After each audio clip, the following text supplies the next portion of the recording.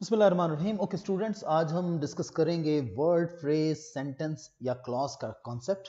और हम ये देखेंगे कि कैसे ये कॉन्सेप्ट जो है समझना और इनको प्रैक्टिस करना इंतहाई अहम है एक वर्सटाइल इंग्लिश बोलने के लिए और प्रेस राइटिंग के आर्ट को मास्टर करने के लिए। तो जनाब देखें, यहाँ पर मैंने एक एडजेक्टिव लिखा हुआ है, एक वर्ड लिखा हुआ है रेड, जो कि एक एडजेक्टिव है। और जब इसे मैंने जुमला बनाया तो ही was in a red car. एक कंप्लीट सेंटेंस है ये, क्योंकि सेंटेंस जो है अमूमन फुल स्टॉप के ऊपर ख़त्म होता है, लेकिन ये एक सिंपल सेंटेंस है क्योंकि इसके अंदर एक ही सब्जेक्ट है और एक ही प्रेडिकेट है। ही इसका सब्जेक्ट है और was in a red car जो है इसका प्रेडिकेट है। अब दूसरा जुमला देखिए, ही was in a car of red colour. तो आपने क्या किया कि यहाँ पर जो है, जो रेड कार से पहले आ रहा था हमारा एडजेक्टिव पहले, आपने उसको उससे जो है एक आपने फ्रेज बना दिया और इसको इस दफा आपने नाउन के बाद रखा। He was in a car of red colour. Technically in दोनों की मीनिंग एक ही है, एक ही मफहूम है इन दोनों का। तीसरे जुमले के ऊपर आप आ जाइए, तो इस जुमले को अगर आप देखते हैं तो ये कहता है कि he was in a car that was red in colour. लेकिन ये जुमला इन दोनों जुमलों से जरा सा मुख्तलिफ है। ये दोनों जुमले जो हैं ये सिंपल सेंटेंसेस हैं और ये जुमला आपका जो है वो एक कॉम्प्लेक्स सेंटेंस है। इसके अंदर जो है एक से ज्यादा सब्जेक्ट है और एक से ज्यादा प्रेडिकेट्स हैं।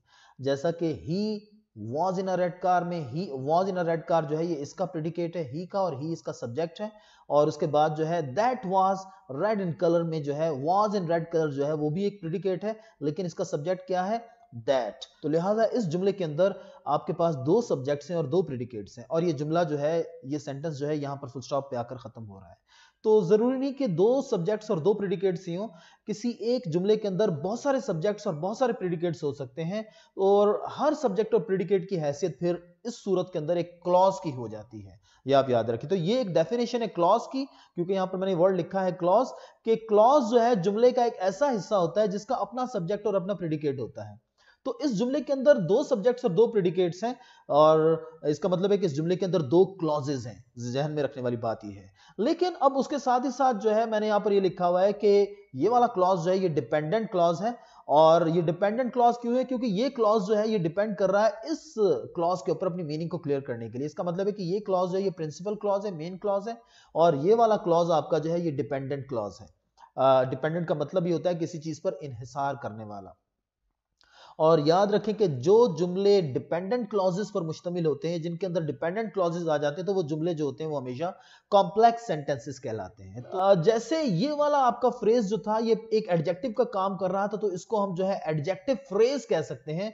उसी तरीके से आपका ये वाला क्लॉज जो है पूरे का पूरा जो है वो एक एडजेक्टिव का काम कर रहा है। एडजेक्टिव का काम क्यों कर रहा है? क्योंकि ये पूरे का पूरा क्लॉज जो है ये डिफाइन कर रहा है या डिस्क्राइब कर रहा है कार को, कार के बारे में एक एक्स्ट्रा इंफॉर्मेशन आपको दे रहा है। तो लिहाजा ये आपका जो है एडजेक्टिव क्लॉज है। तो एडजेक्टिव फ्रेजेस और एडजेक्टिव क्लॉजेस जो होते हैं वो हमेशा ऐसे फ्रेजेस और क्लॉजेस होते हैं जो कि एडजेक्टिव का काम कर रहे होते हैं। और यहां पर एक सिंगल एडजेक्टिव जो है वही मीनिंग दे रहा था जो कि यहां पर जो है एक फ्रेज और यहां पर जो है क्लॉज दे रहा है। तो इसका मतलब ये हुआ कि यहां पर आपने 5 वर्ड्स यूज किए एक कॉन्सेप्ट बयान करने के लिए, एक आइडिया बयान करने के लिए, लेकिन यहां पर आपने तकरीबन 8 वर्ड्स यूज कर दिए उसी बात को बयान करने के लिए, और यहां पर आपने जो है तकरीबन 10 वर्ड्स यूज किए वही बात बयान करने के लिए।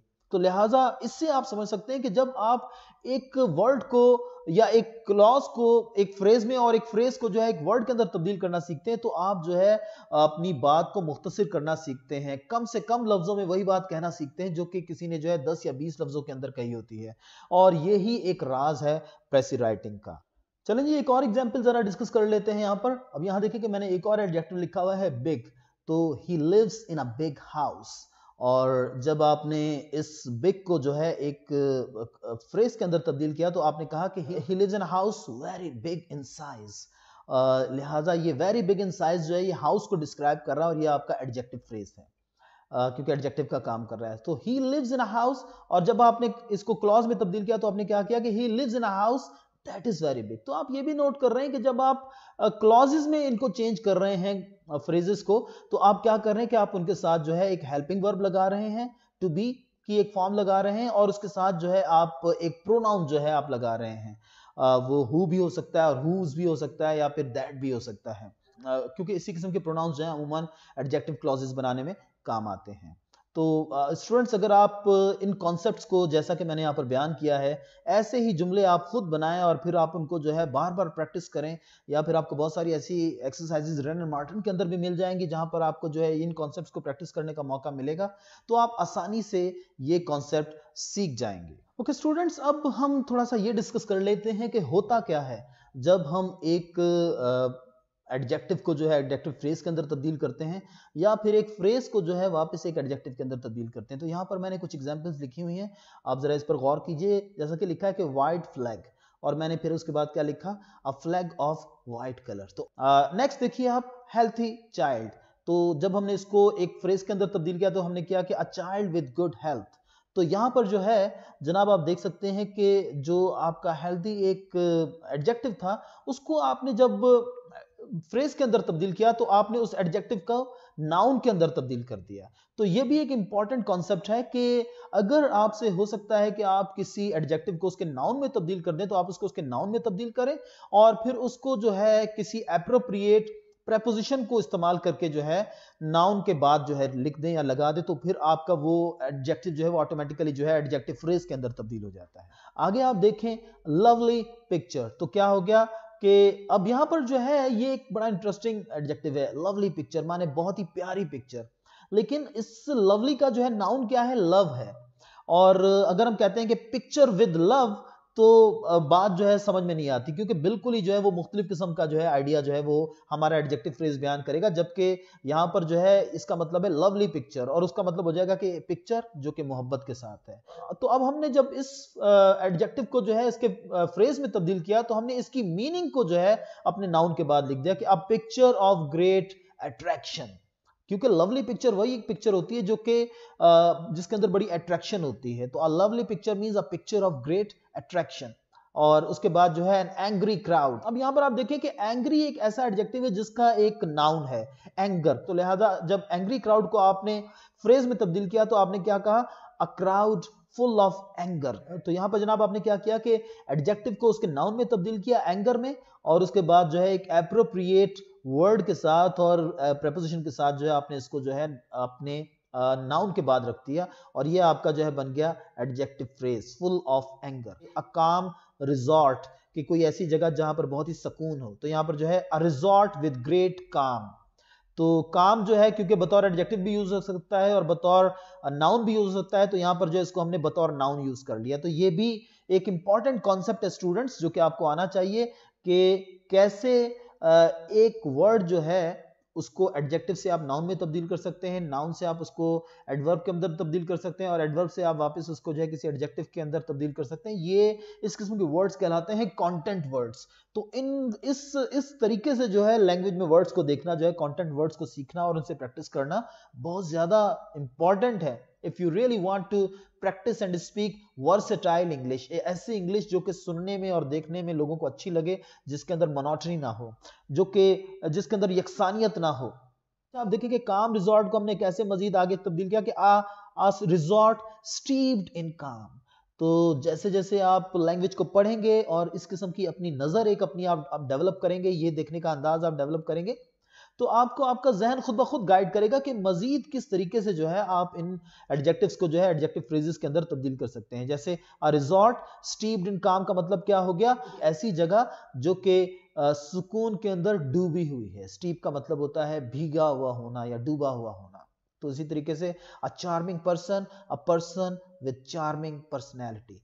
तो ये कुछ एग्जाम्पल्स हैं जिनमें हमें नजर आ रहा है कि कैसे हम अपने एडजेक्टिव्स को एडजेक्टिव फ्रेजेस के अंदर या फिर एडजेक्टिव फ्रेजेस को वापस एडजेक्टिव के अंदर तब्दील कर सकते हैं। एडजेक्टिव फ्रेजेस को तो वापस एडजेक्टिव के अंदर जो है तब्दील करना बहुत ही आसान है। आप देख रहे हैं जैसा कि आप हेल्थ को हेल्थी में तब्दील किया तो हेल्थी चाइल्ड हो गया, या फिर आपने जब एंगर को एंग्री क्राउड में तब्दील किया तो that is how you can change it. अब सीक्रेट क्या है स्टूडेंट्स कि आप ज्यादा से ज्यादा इस किस्म के जो है फ्रेजेस बनाएं और उनको जो है फिर आप जो है क्लॉजेस के अंदर तब्दील करें, क्लॉजेस को आप जो है वापस फ्रेजेस के अंदर तब्दील करें, और फ्रेजेस को जो है आप इस किस्म के फ्रेजेस को जो है आप एक किसी सिंगल एडजेक्टिव के अंदर जो है तब्दील करने की प्रैक्टिस करें।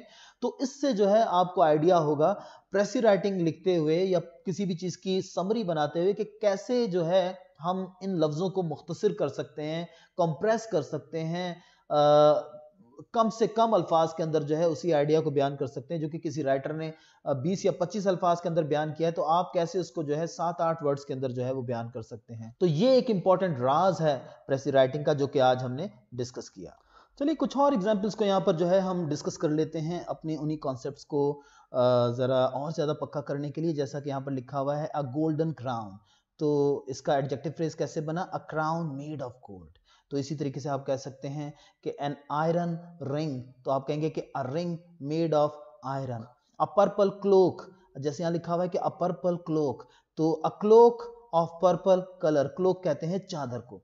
अ white elephant, an elephant with a white skin. Jungle track, तो यहाँ देखिए कि कैसे एक नाउन को जो है एक एडजेक्टिव के तौर पर यूज किया गया यहाँ पर कि अ जंगल ट्रैक मींस एक ऐसा रास्ता जो कि जंगल में से गुजर रहा है। तो आपने इस एडजेक्टिव की मीनिंग को जो है यहाँ पर जो है आपने आगे बयान किया कि a track through the jungle, एक ऐसा रास्ता जो कि जंगल से जाता था, क्योंकि इस एडजेक्टिव की यहाँ पर मीनिंग ही यही है। उसी तरीके से आप देखें कि अ ब्लू आइड बॉय, तो इसी तरीके से आपने कहा कि a boy with blue eyes, तो इसी तरीके से हो सकता है कि अ वन हैंडेड मैन, एक हाथ वाला आदमी, तो आप कह सकते हैं कि a man with one hand, या फिर जो है अ वन लेग्ड बैगर, एक टांग वाला भिखारी, तो अ बैगर विद वन लेग, इस तरीके से बन सकता है। तो देखें कि ये जितना ज्यादा आप इन मिसालों के ऊपर गौर करेंगे उतना ज्यादा आपको आइडिया होगा कि कैसे एडजेक्टिव्स को एडजेक्टिव फ्रेजेस में तब्दील किया जा सकता है और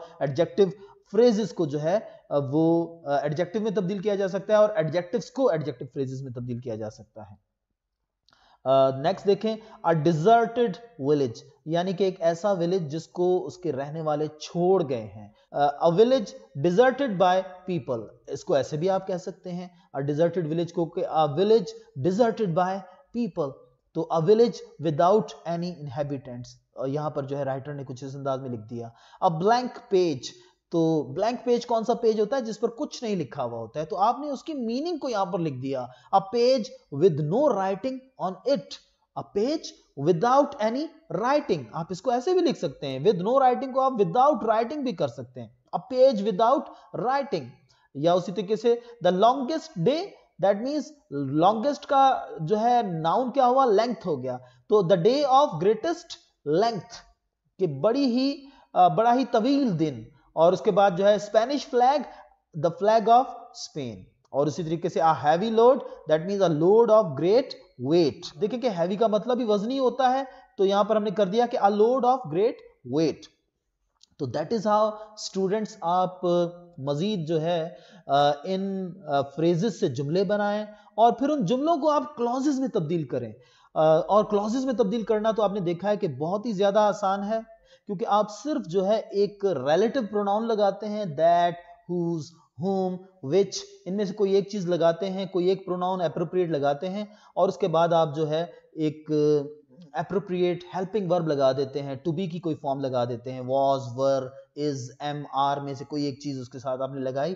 he was in a car that was red in color, तो आपने क्या किया कि he was in a car of red color को आपने कर दिया कि that was red in color। उसके बाद जो है he lives in a house very big in size, और आपने किया कि he lives in a house that is very big in size, तो आपने यहां पर simply that is कर दिया। और यहां पर जो है he had a speaking style with beauty, तो he had a speaking style that was beautiful, तो क्या किया आपने कि सिंपली जो है एक रिलेटिव प्रोनाउन लगाया और उसके बाद जो है आपने was लगाकर जो है उसको जो है एक क्लॉज के अंदर तब्दील कर दिया। और जैसा कि मैं पहले कह चुका हूं कि ये अब आपका क्लॉज जो है वो डिपेंडेंट क्लॉज है, लिहाजा ये इस किस्म के आपके जुमले जो हैं जिनके अंदर डिपेंडेंट क्लॉजेस आते हैं वो कॉम्प्लेक्स सेंटेंसेस कहलाते हैं। और फ्रेजेस को सिंगल वर्ड के अंदर तब्दील करना सीखें। आखिर में हम स्टूडेंट्स यही बात करेंगे कि तीन किस्म के फ्रेजेस को क्लॉजेस के अंदर और क्लॉजेस को फ्रेजेस और फ्रेजेस को वर्ड्स के अंदर तब्दील करना आपको बहुत ज़्यादा लाजमी है कि आना चाहिए। और वो कौन से हैं? एडजेक्टिव फ्रेजेस, एडवर्ब फ्रेजेस और नाउन फ्रेजेस। और अभी इस वीडियो में आपने जो सीखे थे वो एडजेक्टिव फ्रेजेस थे, या एडजेक्टिव क्लॉजेस भी आपने एक लिहाज से सीख लिए कि ऐसे फ्रेजेस या क्लॉजेस जो कि एडजेक्टिव का काम करते हैं, क्योंकि वो नाउन को डिस्क्राइब कर रहे होते हैं, और जो भी चीज किसी नाउन को डिस्क्राइब करती है तो वो लामोहाला एडजेक्टिव ही कहलाएगी, चाहे वो फ्रेज की सूरत में हो, चाहे वो क्लॉज की सूरत में हो। तो बहुत ज्यादा इंपॉर्टेंट है स्टूडेंट्स कि आप इन कॉन्सेप्ट्स को बार बार लिखें, बार बार जुमले बनाएं। तो और जब आप रीडिंग करें तो आप इस व्यू के साथ रीडिंग करें कि इसमें एडजेक्टिव फ्रेजेस कहां पर यूज हुए हैं और एडजेक्टिव क्लॉजेस कहां पर यूज हुए हैं, और इनको जो है हम एक सिंगल एडजेक्टिव के जरिए इन कॉन्सेप्ट्स को कैसे बयान कर सकते हैं। तो जब आप इस तरीके से अपने जहन को सोचने की आदत डालेंगे तो फिर आप एक वर्सेटाइल यूजर ऑफ इंग्लिश बन सकेंगे। Thank you.